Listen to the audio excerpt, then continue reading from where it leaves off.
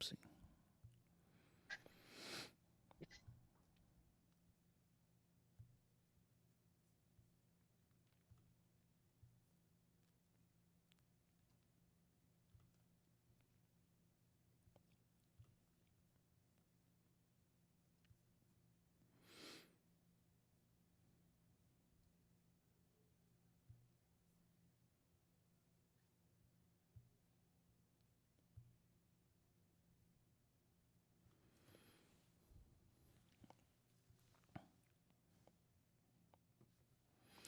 Hey, everybody.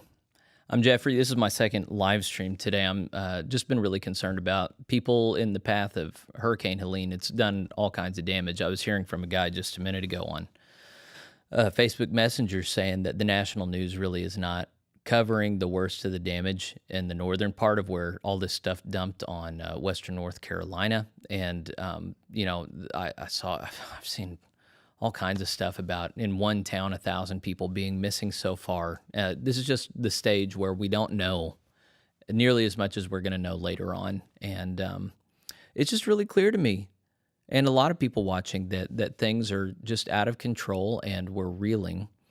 And the Global Methodist Church just now commissioned a disaster relief wing, but it's not in action yet.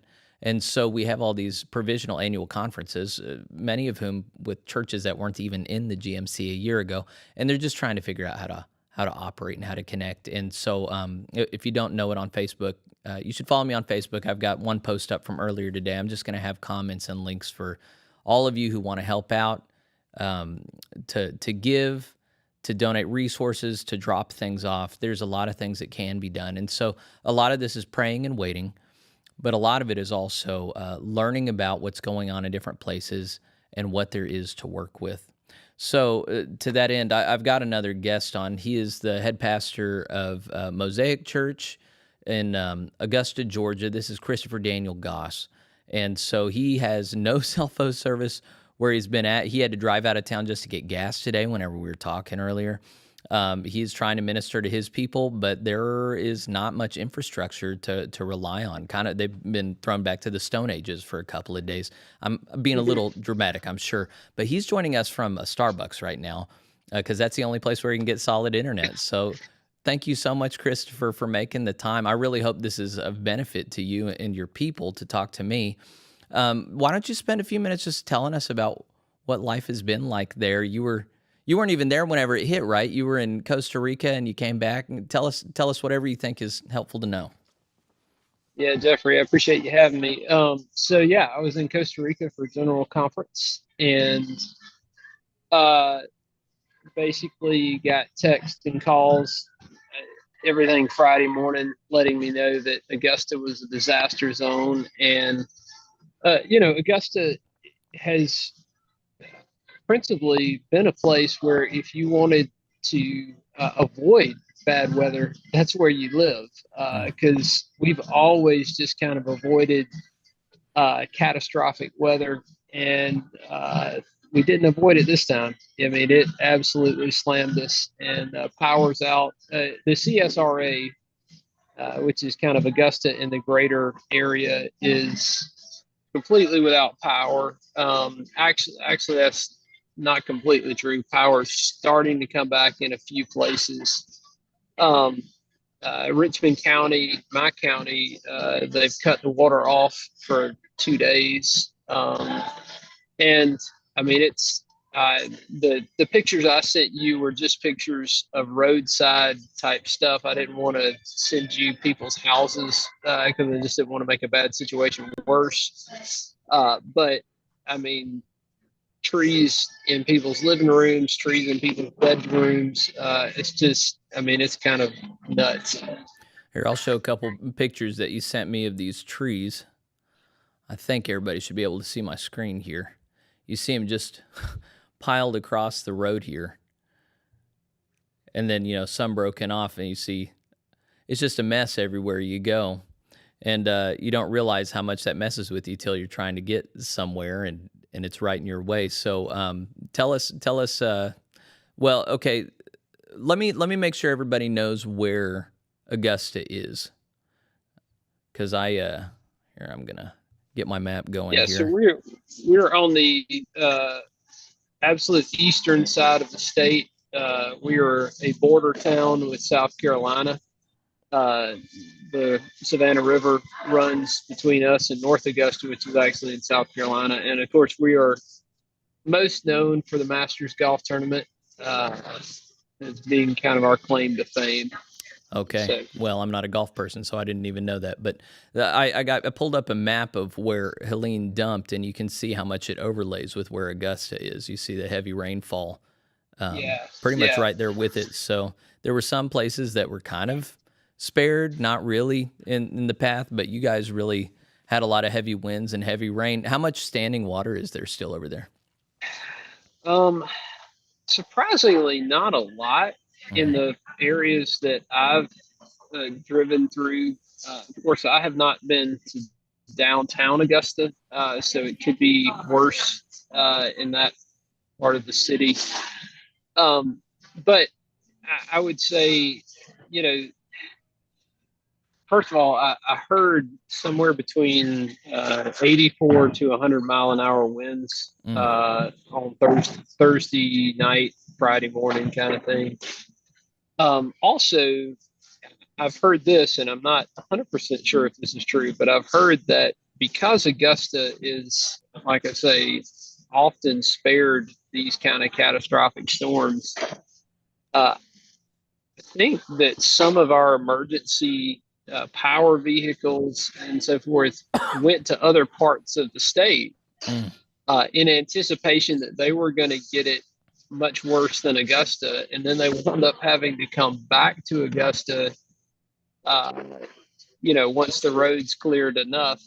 It's just a mess. I will say, uh, very grateful for my congregation, Mosaic. We No one was injured, and something I keep reminding our people. My dad used to tell me, Chris, if what you're dealing with, money can fix it. That's not a problem. That's an inconvenience, and because ultimately we'll get through this. And so, kind of trying to keep our eyes on the prize. That thankfully no one was hurt, and this is a massive inconvenience, but ultimately good insurance companies, and thank God for all the help we do have. At the same time, I would say if anyone's listening in uh, the Georgia government, like we could use more help. Send help our way. So you were in Costa Rica when it hit. You flew back in how many days ago? I flew back in Friday night, and I wound up staying in Atlanta because I just didn't want to try to drive through streets that were still messed up. So I came back Saturday morning, afternoon. I wound up having to make several stops for parishioners to get equipment and stuff that we would need. Did you try and do anything on Sunday? Yes, our congregation met outside, uh, just in a location in our city, and we actually had a really good worship service. It was good to be together, good to kind of minister to one another. I think for a lot of our folks, just you know, because cell phone reception is so spotty, just seeing one another was a big deal. So y'all had worship on Sunday, and then you said none of your people were hurt. Significant damage to property, or is everybody just really doing okay? No, very significant damage to property. We've got uh, several houses that have trees through them, several houses that have trees that came through the master bedroom, and the owners just happened to not be in their bedroom at the time. Mm. And so it's actually only the mercy of God that really spared us from having a lot of injuries. And I have heard of people in our area who sustained injuries and or passed away. So it's not that our city hasn't dealt with that. It's just been uh, a grace that my small congregation has not dealt with that. Did you said your congregation was small? I was under the impression you had a Uh, bigger church. no, we're a mid-sized church. Okay. Not certainly not huge by any means. Did y'all have any kind of disaster response people that have been trained with chainsaws or anything, or was this just completely out of your wheelhouse? Well, I will say I knew it was a bad day when I was driving down I-20 on Saturday, and I stopped by the Home Depot in Conyers, Georgia, to buy a chainsaw. Mm-hmm. If Christopher Goss is buying a chainsaw, that is not a good day. Mm. So we got several people that can use the chainsaw. The problem is it's been a very much a hurry up and wait situation Mm-hmm. because for quite a few of our folks, until professionals get the tree out of their living room, uh, we don't want to get in there and mess up insurance claims Oh, sure. or even do more destruction to the house trying to get the tree out. So we actually, for our church, we made a list of 3 tiers. First tier being people who have significant house damage. Second tier being people who have car damage, and third tier being people just have trees down in their yard. And so we're kind of trying to make the house damage the priority number one. It's going to take a couple of days before we can really help those people, just so that they get all the, like I say, the insurance claims, getting professionals in there to remove the trees. So yeah, it's kind of been a hurry up and wait type of situation, which is very frustrating. But I remind my staff that our primary role is to be take care of people's souls, and obviously we want to take care of their houses as a way of living that out. But so just really trying to pastor people right now and roll up our sleeves and clean up messes probably towards the middle to the end of this week. Do you have many church employees? We have a staff of like 6. Yeah. In terms of like full timers, and then we've got part timers. Had you or anyone on the staff been trained for disaster relief or coordination or anything like that? Certainly not professionally. I did some Katrina relief back in the day with a college ministry I was a part of, and of course we all got our education the hard way through the pandemic, just in terms of crisis pastoral care. But this is such a different situation. Yeah, it's. I imagine whenever I imagined having this conversation with you, I was imagining other clergy who are either in the middle of the same situation right now and kind of like, what do I do? Or clergy that are watching you and going, okay, well, we didn't get hit this time, but there could be a future where all of a sudden my people have all their damaged homes and we can't even meet in the sanctuary. And what am I going to do then? So surely you're still reeling and you're just adapting to the situation on the ground. But what wisdom, what practical advice do you have for your brothers and sisters leading congregations right now? That's a great question. I will say this with my congregation yesterday. Of course, the sermon I had written for yesterday was not the right sermon. You have to kind of chunk your series for a minute. And really, I asked them, I said, when Adam and Eve sinned, when they rebelled against God, God shows up in the garden and he says, where are you?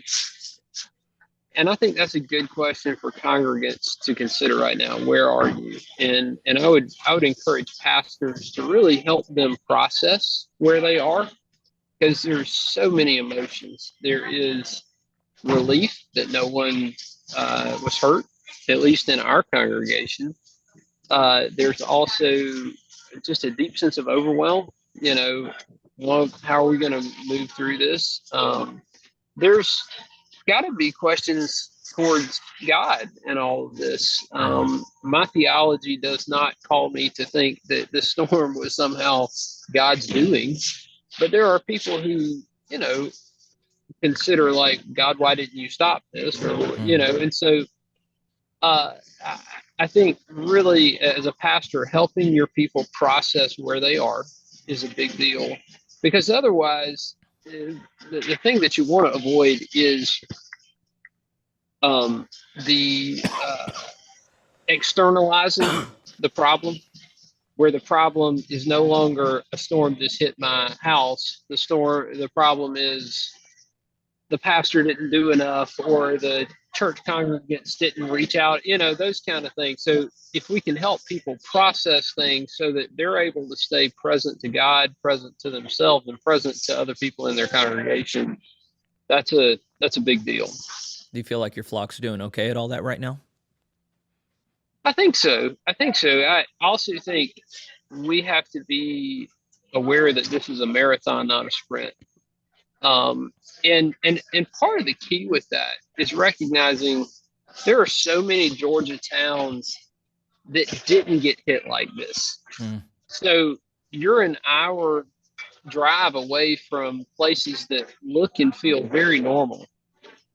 Go for an hour drive, get out of town, sit at a coffee shop somewhere, or, like you don't have to stay in the aftermath the entire time. Mm. But you do have to go back to it. You have to go back to your city that is ravaged. So that kind of that living in that place of being both present to what's going on, but also being willing to take a step back and go, hey, I need to take a breather. I need some normalcy right now is a big deal. Yeah. Yeah, that's a luxury. It's hard to imagine getting set back as badly as you guys have, losing all your infrastructure, power, water. I mean, it's crazy. A lot of these places flooded. There was an abundance of water, but then it interrupted the water system, and now they have no water. They have no clean water. They functionally have no water. And so to imagine just this dearth of life-giving resources that's needed, and then to imagine that you can get in the car and go to some place where it's like it didn't even happen, or there's minimal damage, is really just both concepts are really remarkable. I'm wondering, so we're a part of a nascent organization, the Global Methodist Church, and it has annual conferences that are established, but it's just been slapped together because it's not very old at all. I'm wondering about the disaster relief resources of the North Georgia Annual Conference, if they've been able to put anything together, if there's been any resources for you. Yeah, no, that's great. So this morning I was, or a couple of hours ago, I was on the phone with Kenny Ott, our president pro tem, and he put me in contact with Terry Peters, who is our North Georgia disaster relief coordinator. Terry is already in Augusta. He's already kind of working on checking out what the needs are and where the high need areas are. He and I are meeting at 10:30 tomorrow morning at Great. Mosaic to our desire is to turn Mosaic into a disaster relief distribution center. I've also made some calls to some other local pastors in the GMC and to see if I can get them connected. I haven't heard back from them yet, but our hope is to have Mosaic as a disaster distribution center this week. That's excellent. Okay. Well, that's great movement forward. And then you guys, not only do you get some help, but you get to offer help to others by being a no drop-off. doubt. So No doubt. then do you have a sense for like, okay, so people are going to be dropping stuff off at your location. Are you in a position to go ahead and put out an ask for people to be considering making donations, or do people need to hold off on the specifics right now? That's a great question. So our building, praise God, was not affected at all. The problem is the power is still down in our building. They are saying they are saying that Did I lose you there for a minute? Um, they're saying that power is supposed to be on by the end of the week, is what Okay. they're saying. I'm hopeful it will be on, before then. That being said, if it's dry goods, we can go ahead and take it starting tomorrow. Not today, but starting tomorrow, we can go ahead and take stuff. If it needs refrigeration, we really can't do much with that until the power's back on. Okay. So for people in your region, do you want to give them the address of where they can find your church? Yeah, it's 478 Columbia Industrial Boulevard, Evans, Georgia 30809. Okay, and I think I'll put And that. I started on a Facebook post with resources, and I don't have yeah, anything for North Georgia yet. I've got South Georgia. They set up a relief fund, yeah, but after yes, we get off yes. today, I'll put your church's address as a drop off, and there's a list of supplies that. Oh heck, who put that out? The guy that I interviewed earlier today on Mission Network, so they can Hmm. Hmm. mail or deliver things to that location, your church, and then do you know if Terry is putting together like a fund for people to donate to? Yeah, so if you go to ngagmc.org/give, it will give you like three tabs to give on, and there's a disaster relief tab. If you'll give there, that money will make it to the needs of our area. That was ngagmc.org/give. You have general giving, connectional Yeah, giving, then you have disaster relief. And if you go there, yeah, then you can give a dollar amount through yeah, Stripe. yeah. Okay. Yep. Well, I'll put that link on this video on YouTube, and then on my general Facebook post, I'll have that alongside all of the resources.